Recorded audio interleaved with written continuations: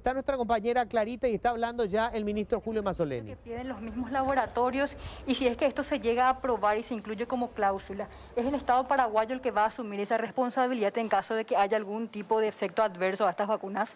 Sí, a ambas cosas.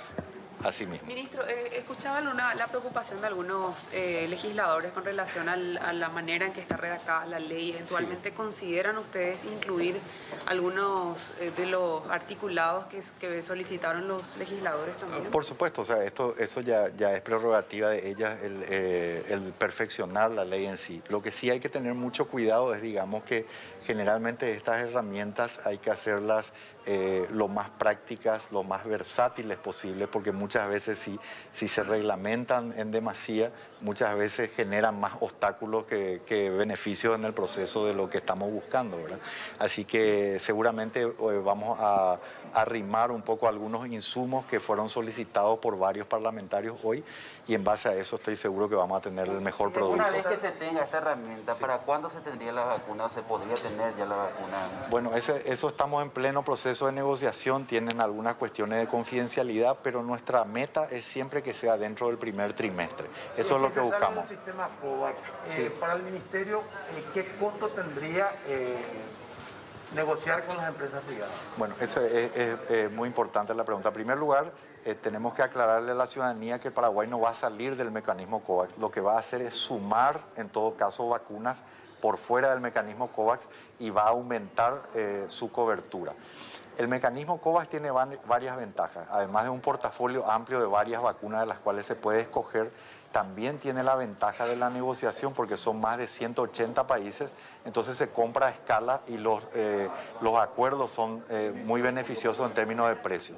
Por otro lado, también el mecanismo COVAX tiene justamente por objetivo apoyar principalmente a los países en vías de desarrollo. Entonces, también ahí hay un esfuerzo de mecanismo al costo. Cuando se hacen compras por fuera del mecanismo COVAX, entonces no se cuentan con esas ventajas. Entonces, las negociaciones son las mejores posibles, pero no tienen esas ventajas. Entonces hay que comprender que habitualmente los costos son superiores por fuera del mecanismo. Hablando del tema de la indemnización, ¿podría explicar mejor, ministro, lo de la indemnización? ¿Qué tantos riesgos existen? Bueno, todos estos estudios clínicos de las vacunas nos muestran varias que están adelantadas y que han mostrado un perfil de efectos adversos muy bajo y aceptable, ¿verdad? Y por eso ya tienen aprobación varias de ellas por entes reguladores a nivel mundial de alta vigilancia.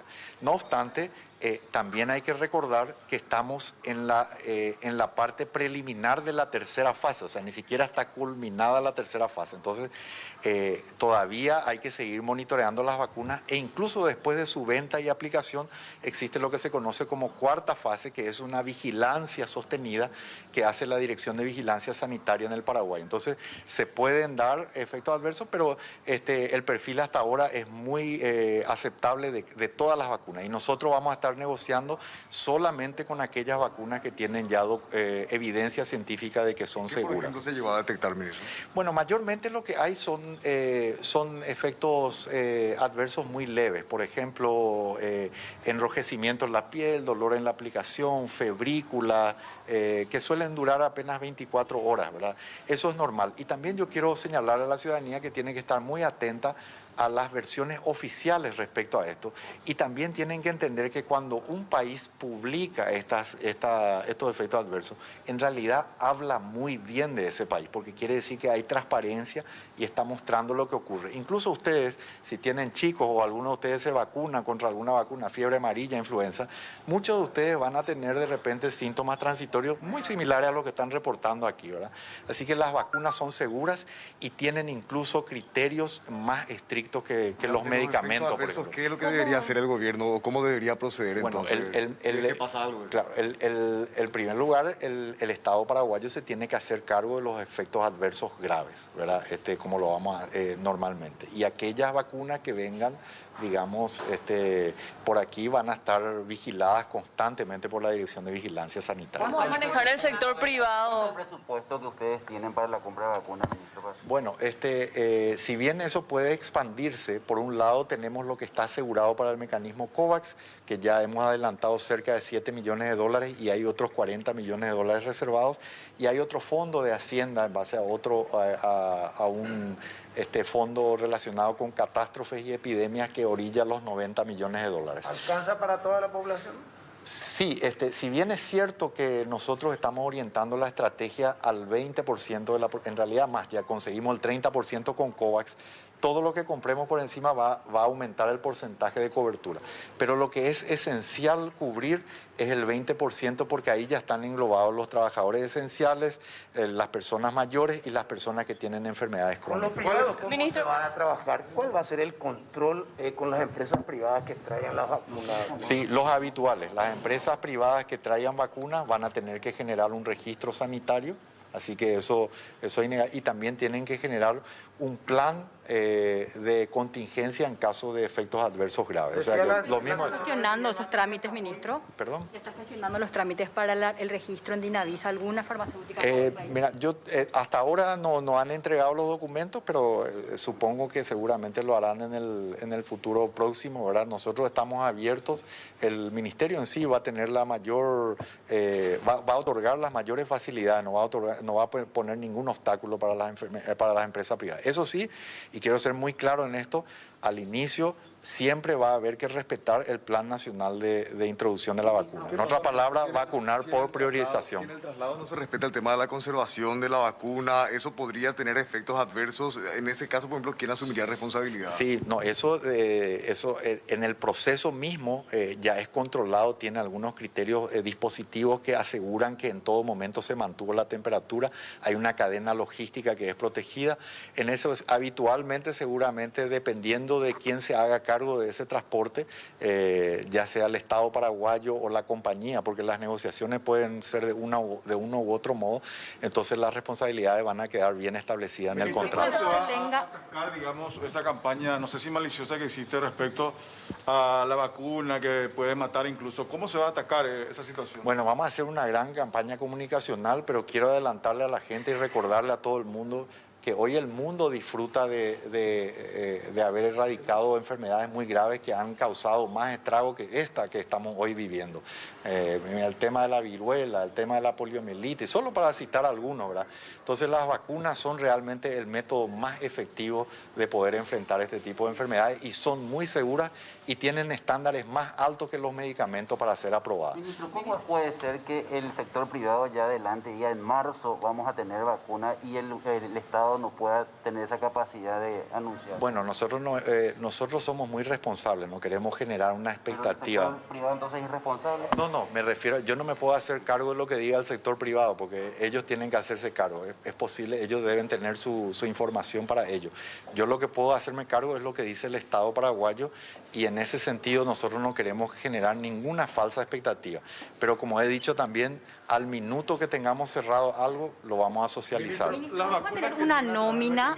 COVAX, por ejemplo, van a ser gratuitas para la gente y los que lleguen a través del sector privado sí van a tener un costo.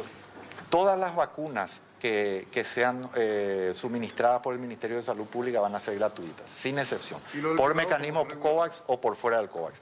Los del sector privado van a tener un costo, pero el precio va a ser fijado por el Ministerio de Salud Pública. ¿Ya se avanzó en ese tema de la regulación? ¿Cómo se va a controlar? Respecto al sector privado. Exacto. Bueno, lo que pasa es que tienen que presentar primero su documentación, tienen que presentar una propuesta, digamos, de precio, establecer un poco su estructura de costo y en base a eso el Ministerio de Salud Pública fija un precio. Hay sectores, ministro, que temen también de que... Una de las personas que se van a vacunar, porque en 2009 pasó con el tema de la fiebre amarilla, que se fue mucha gente y nunca se supo o no hay un registro bien exacto de quiénes se vacunaron y quiénes no. ¿Cómo va a proceder entonces el Ministerio de Salud? Se está trabajando, ultimando los detalles de eso. Vamos a utilizar seguramente combinar varios bancos de datos que tenemos que son típico de eso, hay un problema en el país que tiene que ver también con la ubicación real de las personas. Eso frecuentemente lo tenemos en el terreno cuando procedemos a la vacunación, entonces se está trabajando en eso.